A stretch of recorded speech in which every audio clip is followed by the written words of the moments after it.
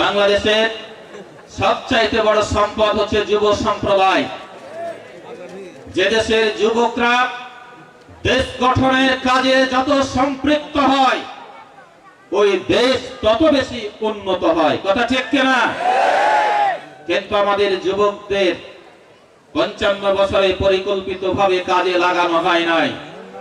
শুধু তাই নয়, যুবকদের হাতে মাদক এবং অস্ত্র তুলে দিয়ে আমাদের সম্পদকে নষ্ট করে দেওয়া হয়েছে।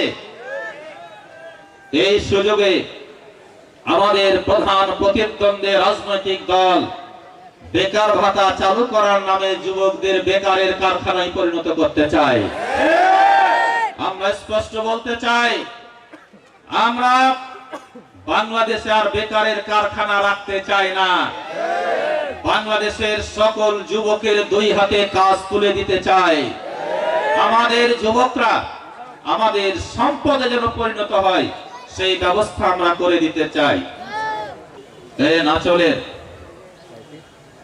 ধর্ম, বর্ণ, দল, মত নির্বিশেষে সকলের নাগরিক অধিকার প্রতিষ্ঠার জন্য কাজ করব ইনশাআল্লাহ।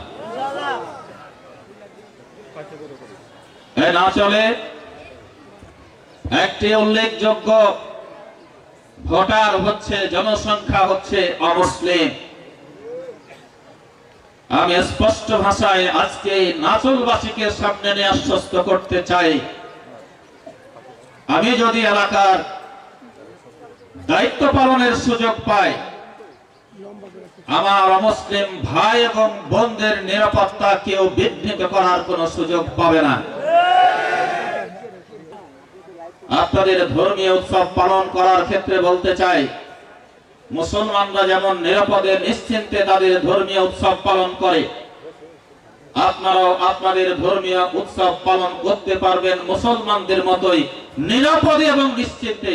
কোনো সমস্যা হবে না ইনশাআল্লাহ। এই এলাকার উন্নয়নের স্রোতধারায় আমাদের সন্তানরা যে সকল সুযোগ সুবিধা পায়, আমার অমুসলিম ভাই এবং বোনদের সন্তানরাও যেন সে সকল সুযোগ সুবিধা পায়, আমি তার ব্যবস্থা নিশ্চিত করব ইনশাআল্লাহ। কারণ প্রিয় ভাইরা আমার, আমি কথা দিচ্ছি, আমার নেতা এবং কর্মী এই এলাকায় যদি কোনো ধরনের অন্যায় কাজ করে, তাহলে আগেকার এমপিদের নেতা কর্মীর মতো সকল অপরাধ, সকল সাত খুন মাফ হবে না। আমার নেতা কর্মীরাও যদি কোনো অপরাধ করে, তাহলে অবশ্যই তাকেও আইনের আওতায় নিয়ে এসে শাস্তির ব্যবস্থা করা হবে। আর বাকিদের তো প্রশ্নই উঠে, অপরাধের দায়ে একজন কৃষকের, একজন রিক্সা চালকের যে শাস্তি হবে, আমি মিজানুর রহমান, আমিও যদি একই অপরাধ করি, আমারও একই শাস্তি হওয়া উচিত। আমরা বাংলাদেশ সহ চাঁপাইনবাবগঞ্জ 2 আসন সহ গোটা বাংলাদেশে একটি ন্যায় বিচার প্রতিষ্ঠিত করতে চাই। ভাইরা আমার, নাচল একটি বরেন্দ্র অঞ্চলের অন্তর্গত। এই অঞ্চলের কৃষকদের পানি এবং সারের সংকট রয়েছে। আমার পরিকল্পনা করা হয়েছে, নাচলবাসীর আবাদের জন্য পানির কোনো সমস্যা যেন না হয়, 5 বছরের মধ্যে সেই ব্যবস্থা আমি করব ইনশাআল্লাহ। গত 5 তারিখে চাঁপাইনবাবগঞ্জের জনসভায় আমি আমিরে জামাতকে বলেছি, একজন কৃষকও যেন সার পাওয়ার জন্য সারাদিন লাইনে দাঁড়িয়ে থাকতে না হয়, তার ব্যবস্থাটা আমি আমিরে জামাতকে অনুরোধ করেছি। তিনি বলেছেন এটা হবে ইনশাআল্লাহ।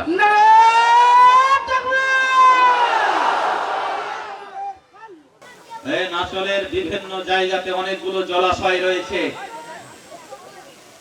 জলাশয়ের পাড়ের মানুষগুলো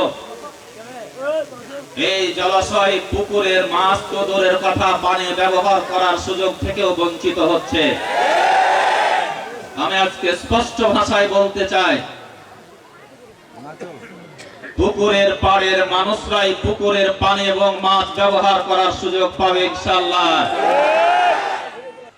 আপনাদেরকে আশ্বস্ত করতে চাই,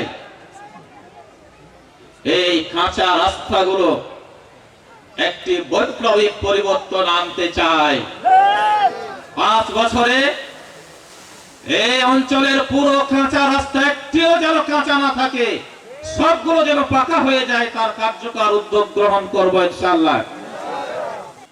রহনপুর থেকে ঢাকাগামী একটি ইন্টারসিটি ট্রেন এই এলাকার মানুষের প্রাণের দাবি। এই দাবি পূরণ করার জন্য নির্বাচনে ইশতেহারে ঘোষণা করেছে।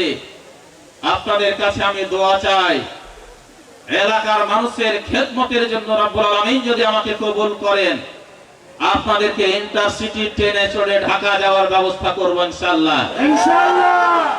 ভাইয়ের আমার, নাচল স্টেশনকে একটি আধুনিক রেল স্টেশনে পরিণত করতে চাই।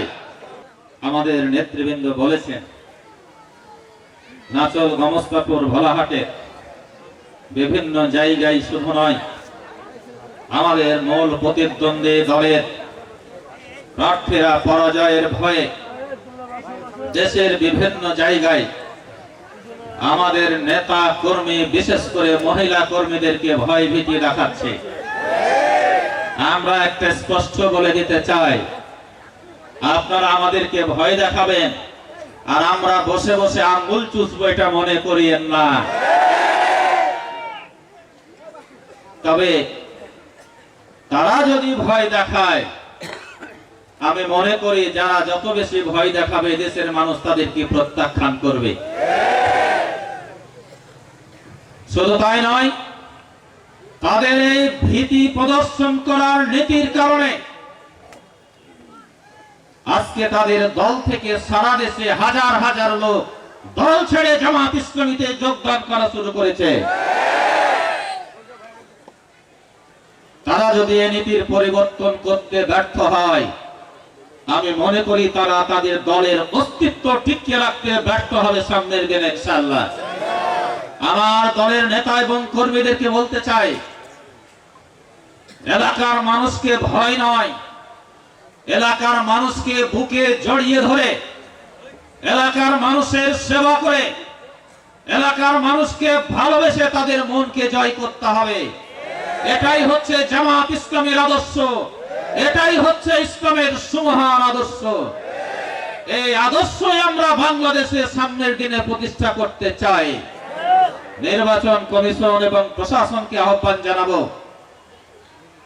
এদেশের মানুষের বহুল প্রতীক্ষিত, আকাঙ্ক্ষিত, প্রত্যাশিত নির্বাচন হচ্ছে 12ই ফেব্রুয়ারির নির্বাচন। এই নির্বাচন যেন সুষ্ঠু, নিরপেক্ষ এবং উৎসব মুখর পরিবেশে হয়, সেই ব্যবস্থা আপনাদেরকে নিশ্চিত করতে হবে। আমরা একটি সুন্দর বাংলাদেশ গঠন করার জন্য, একটি উন্নত বাংলাদেশ গঠন করার জন্য, একটি সমৃদ্ধ বাংলাদেশ গঠন করার জন্য, যে দেশের সকল ধর্মের মানুষ নিরাপদে নিশ্চিন্তে ঘুমাতে পারবে, খেতে পারবে, ব্যবসা বাণিজ্য করতে পারবে, এই রকম পরিবেশ নিশ্চিত করার স্বার্থে সকলকে ঐক্যবদ্ধ হওয়ার উদাত্ত আহ্বান জানিয়ে, নাচলবাসীকে ধন্যবাদ জানিয়ে আমার কথা এখানে শেষ করছি।